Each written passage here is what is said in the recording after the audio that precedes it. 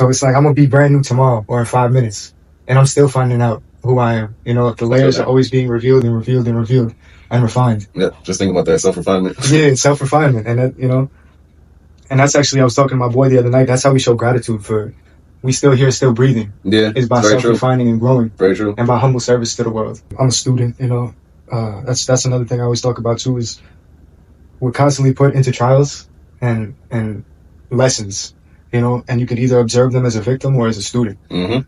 You know what I'm saying? Definitely. And that's the metric right there, because if you observe as a student, everything is to your benefit. Yeah. I think I should use that when I'm talking to people, because like when I'm talking with like women or friends, like if we're really close, like I just have like a brash way of like saying things and handling the situation, and I'm like, not in a negative way, or like it's just like at this point, like you're here and you're alive. Why are you letting this thing hit you like that? Yeah. And I should say it like that. Observe it as a student and not a victim, because a lot of times people get the feeling aroused up in them and then they turn themselves into the victim. Yeah, because they identify with the situation, with the circumstance. Yeah.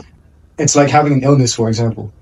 They want to almost turn it into your personality. You are this, and then they start identifying, I am sick. Yeah. You know what I'm saying? But it's like we need to change the language. I'm healing. Yes. That's what I identify with. Or I know I can feel this, but at the same time I'm this is what my body's going through, but this is not what I am. You know? And I knew somebody, a good friend of mine, who she went to rehab for alcohol abuse. Okay.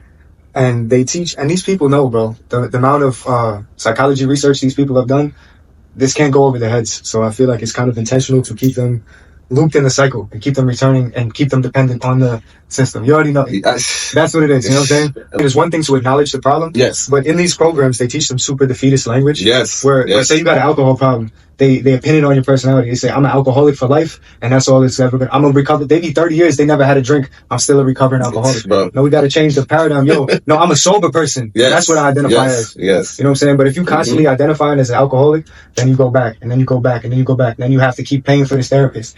You know what I'm saying? Or I'm a depressed person. You got to keep going back. To somebody else. That's what I'm saying. You know, to grow from it, you have to just acknowledge problems. We already recognize problems, bro. Yeah. Not dwell on them. Let's talk about solutions. It's a factory. You know? It's a factory. Love to hear that. Yeah. I'm all about solutions, man.